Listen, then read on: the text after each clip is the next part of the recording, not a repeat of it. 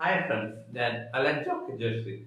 കൂട്ടുകാർക്ക് അലൻജോ അക്കാദമിയിലേക്ക് സ്വാഗതം. ഇന്ന് ഞാൻ വന്നിരിക്കുന്നത് ഹരപ്പൻ ജനതയുടെ അസംസ്കൃത വസ്തുക്കൾ നേടുന്നതിനുള്ള തന്ത്രങ്ങളെ കുറിച്ചും ഹരപ്പൻ ജനതയുടെ ദൂരദേശ വ്യാപാരങ്ങളെ കുറിച്ചും ഹരപ്പൻ ലിപി, മുദ്രകൾ, അളവുതൂക്കങ്ങൾ എന്നിവയെ കുറിച്ചും പഠിക്കുന്നതിന് വേണ്ടിയാണ്. അസംസ്കൃത വസ്തുക്കൾ നേടുന്നതിനുള്ള തന്ത്രങ്ങൾ. അധിവാസ കേന്ദ്രങ്ങളുടെ സ്ഥാപനം. അസംസ്കൃത വസ്തുക്കൾ ലഭ്യമായ സ്ഥലങ്ങളിൽ അധിവാസ കേന്ദ്രങ്ങൾ സ്ഥാപിച്ചു. താഴെ പറയുന്നവയാണ് അധിവാസ കേന്ദ്രങ്ങളും അവിടെ നിന്ന് അവർ ശേഖരിച്ച വസ്തുക്കളും. അധിവാസ കേന്ദ്രം ശേഖരിച്ച വസ്തുക്കൾ: നാഗേശ്വരിൽ നിന്നും ചിപ്പികൾ, ബലാകോട്ടിൽ നിന്നും ചിപ്പികൾ, ചാൻമദാരയിൽ നിന്നും കൽമണികൾ, ഷോർട്ടകയിൽ നിന്നും ഇന്ദ്രനീലക്കല്ല്, ലോഥാലിൽ നിന്നും ലോഹങ്ങൾ, വെണ്ണക്കല്ലുകൾ. 2. പര്യടന സംഘങ്ങളെ അയക്കൽ. രാജസ്ഥാനിലെ ഖേത്രിയിലേക്ക് ചെമ്പിനു വേണ്ടി പര്യടന സംഘങ്ങളെ അയച്ചു. ദക്ഷിണേന്ത്യയിലേക്ക് സ്വർണത്തിന് വേണ്ടി പര്യടന സംഘത്തെ അയച്ചു. ദൂരദേശങ്ങളുമായി ബന്ധം സ്ഥാപിക്കാൻ പര്യടന സംഘങ്ങളെ അയച്ചു.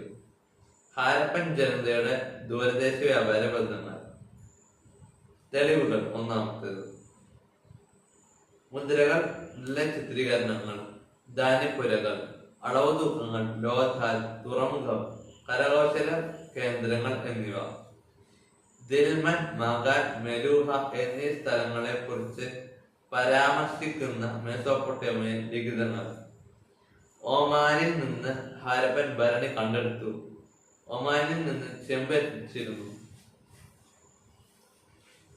വ്യാപാര ബന്ധം പുലർത്തിയിരുന്ന രാജ്യങ്ങൾ: Iran, Egypt, Oman, Crete, Bahrain, Afghanistan, Mesopotamia. ഇറക്കുമതി വസ്തുക്കൾ: സ്വർണം, വെള്ളി, ചെമ്പ്, ധാതുക്കൾ. കയറ്റുമതി ഉൽപ്പന്നങ്ങൾ: കല്ലുകൾ, ചിപ്പികൾ, ധാന്യങ്ങൾ, സുഗന്ധദ്രവ്യങ്ങൾ, പരുത്തി എന്നിവ. ഹരപ്പൻ ലിപി: സീലുകൾ, ചെമ്പ് ഉപകരണങ്ങൾ, ഫലകങ്ങൾ, അസ്ഥികൾ, ആഭരണങ്ങൾ, പാത്രങ്ങൾ എന്നിവയിലാണ് ഹാരപ്പൻ ലിപി കാണപ്പെട്ടത്. സവിശേഷതകൾ. ഒന്നാമത്തേതായി, ഇന്ത്യയിലെ ആദ്യത്തെ സാക്ഷര സമൂഹമായിരുന്നു ഹാരപ്പൻ ജനത. ഇതുവരെ ഹാരപ്പൻ ലിപി വായിച്ചെടുക്കാൻ കഴിഞ്ഞിട്ടില്ല.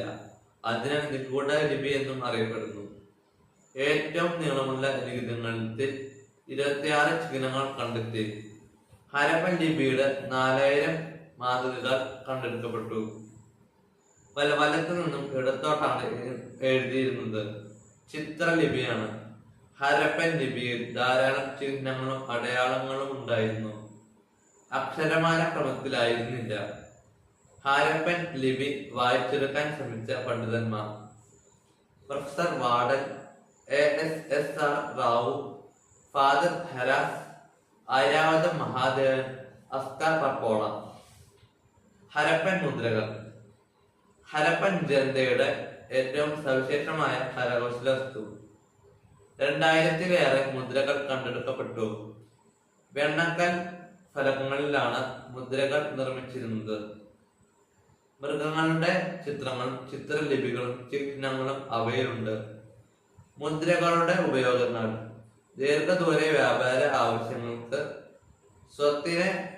സ്വത്തിന്റെ ഉടമസ്ഥാവകാശം സൂചിപ്പിക്കാൻ, അലങ്കാര വസ്തു എന്ന നിലയിൽ രക്ഷകൾ. ഹാരപ്പൻ ജനതയുടെ അളവ് തൂക്കങ്ങൾ. കൃത്യതയാർന്ന അളവ് തൂക്ക സമ്പ്രദായം വ്യാപാര ആവശ്യങ്ങൾക്ക് ഉപയോഗിച്ചിരുന്നു. ചേർട്ട്, സ്റ്റീറ്റേറ്റ്, ലൈം സ്റ്റോൺ എന്നിവയെ കൊണ്ട് തൂക്കക്കട്ടികൾ നിർമ്മിച്ചു. തൂക്കങ്ങൾക്ക് പൈനാറും അതിന്റെ കുറുതങ്ങളും ഉപയോഗിച്ചിരുന്നു. അങ്കനം ചെയ്ത ദണ്ഡുകൾ അളവുകൾക്ക് ഉപയോഗിച്ചു. തൂക്കക്കട്ടികൾക്ക് ക്യൂബ് ആകൃതിയായിരുന്നു. തൂക്കങ്ങൾ കണക്കാക്കാൻ ബൈനറി സമ്പ്രദായവും ഡെസിമൽ സമ്പ്രദായവും ഉപയോഗിച്ചിരുന്നു. Thank you.